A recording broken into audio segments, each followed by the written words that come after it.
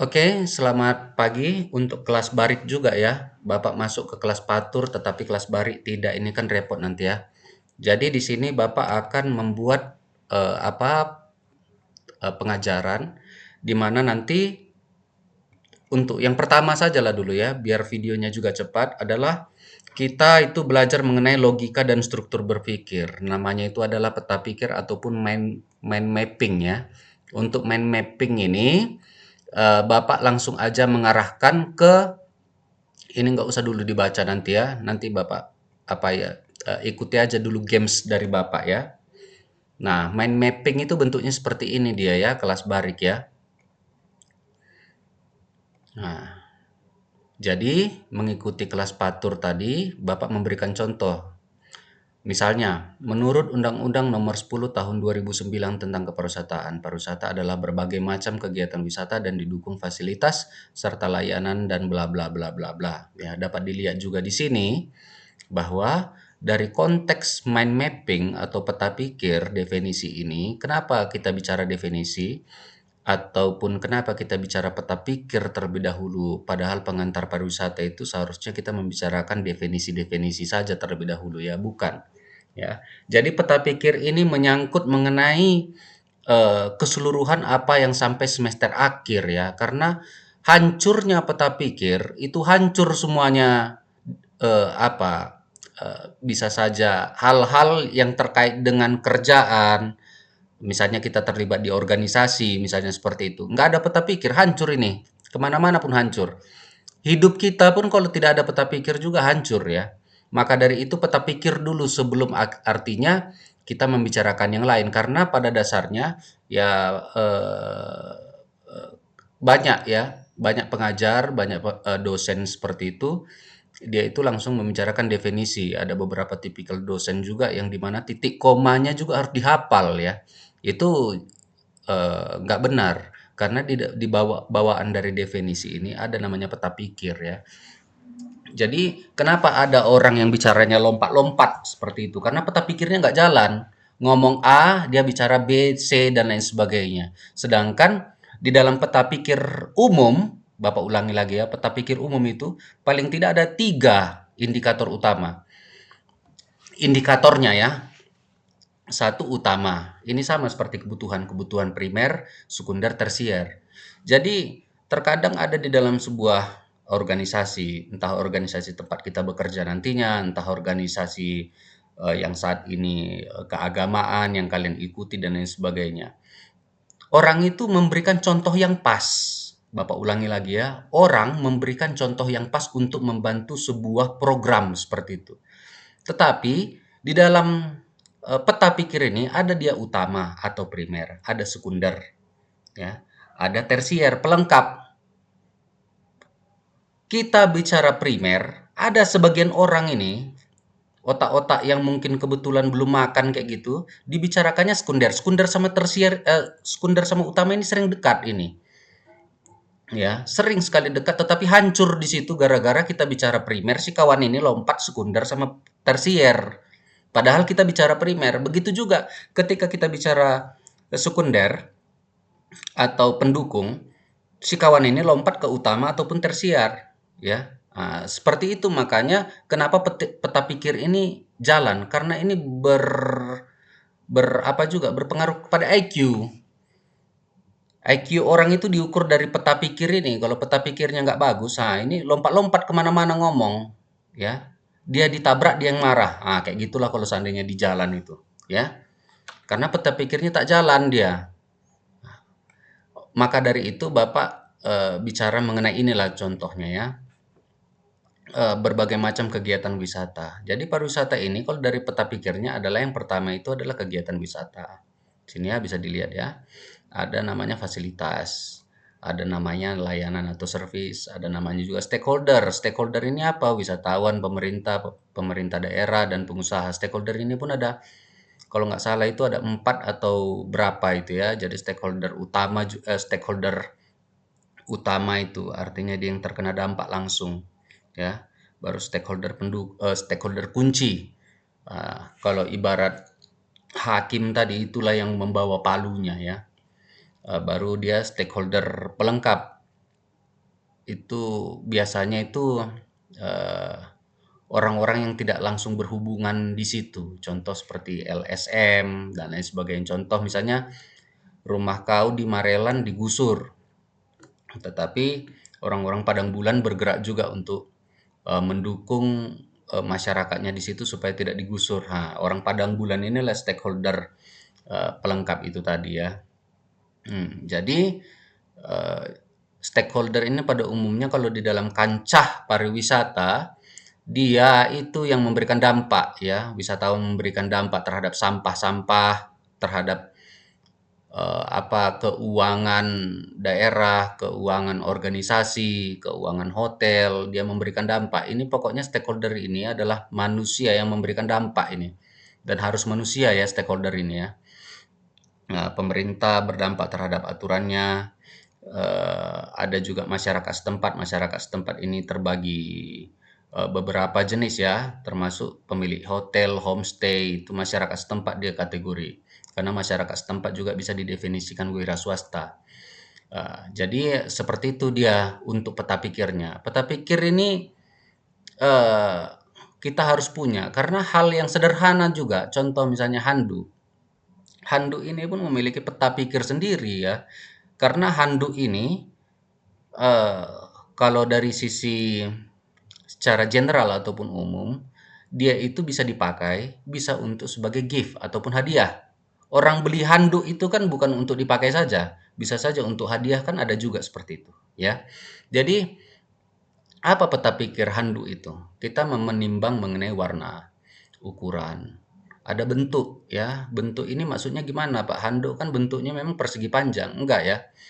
Ada juga karena kita ngikuti orang Indonesia ya. Orang orang luar negeri itu beda-beda pisau itu beda nama, beda handuk beda nama. Tapi kalau kita semuanya kan handuk ya. Sepeda motor aja semuanya Honda ya.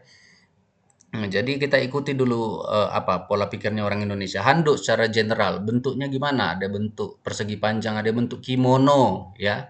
Tapi kita ikuti aja dulu pola pikirnya.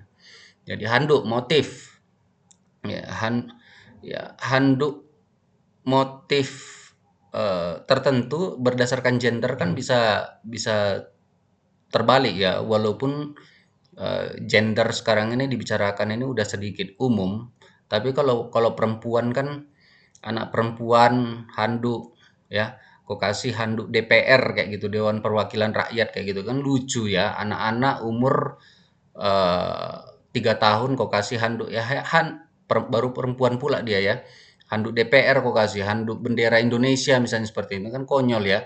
Ya handuk beli handuk Teletubbies, handuk Barbie, itu untuk anak perempuan. Kalau untuk laki-laki misalnya Superman, akan begitu kan biasanya citra atau image-nya ya. Nah, atau untuk kau, apalah kau mau beli berdasarkan motifmu sendiri. Nah, bisa bisa bisa saja seperti itu ya kan.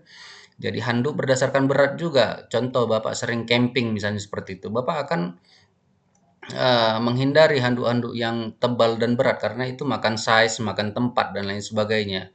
Kalau Bapak pilih handuk-handuk yang akan tipis, cepat kering, nyerap dia. Ah, itu dia. Baru ukuran juga pasti Bapak pertimbangkan itu. Baru berikutnya lagi tingkat kehalusan. Ada juga orang yang menimbang itu berdasarkan tingkat kehalusan.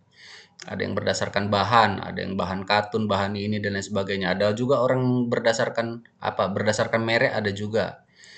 Kenapa berdasarkan kemasan? Terkadang kemasan yang cantik juga mampu memberikan trigger kepada orang itu untuk membelinya ya. Karena di dalam satu kemasan handuk itu ada banyak, ada 4 jenis handuk. Handuk yang paling besar, handuk rambut lah untuk perempuan kan biasanya seperti itu ya. Ada lagi handuk untuk seperti tangan dia, handuk tangan seperti itu kecil dia, handuk muka ya. Handuk muka berdasarkan kemasan. Jadi dia langsung ambil beli paket ya. Itu terkait dengan peta pikir ini sangat penting sebelum masuk ke apapun yang dibahas oleh dosen. Dosen apapun itu untuk semester 1 ini kalau bisa peta pikir terlebih dahulu harus jalan ya. Maka dari itu tugas Bapak udah kasih contoh sama klien ini pariwisata bla bla bla bla bla peta pikirnya seperti ini. Nah, tugas kalian kelas bari dan kelas patur juga cari 3. Pilih ya, pilih. Kalian Kalian suka hati kalian memilih yang mana ini? Banyak di sini nih. Nah, ya. Pilih 3 dari definisi ini, kalian buat peta pikirnya seperti ini. Baru berikutnya lagi, itu kan 3 udah jadi tugas ya. Tugas terakhir, jadi ada 4 tugas ya. Satu pilih 3, masing-masing ini ada peta pikirnya taruh. Ini misalnya lah, ini peta pikir 1, peta pikir 2, peta pikir 3. Yang ini, nah ini berdasarkan coba hobi kalian. Ya, hobinya kalau bisa jangan seronok ya, ambil yang normal saja biar kita nggak viral ya. Misalnya ada yang suka sepatu, ada yang suka sepeda motor, ada yang suka mobil, ada yang suka games, ada yang suka laptop atau komputer. Coba apa peta pikirnya kalau seandainya kau itu ingin membeli komputer, membeli sepatu, membeli baju, baju kemeja. Nah, itu apa peta pikirnya? Apa pertimbanganmu? Nah, itu yang akan harus kalian buat ya. Itu jadi ada 4 ya. Ada 3 definisi, masing-masing itu ada 3 peta pikir, baru hobi atau kesukaan atau apa yang mau dibeli. Kalau perempuan tadi skincare, handuk, gincu. Nah, itulah seperti ini ya, lipstick ya, sorry ya. Nah, jadi ada 4 ya.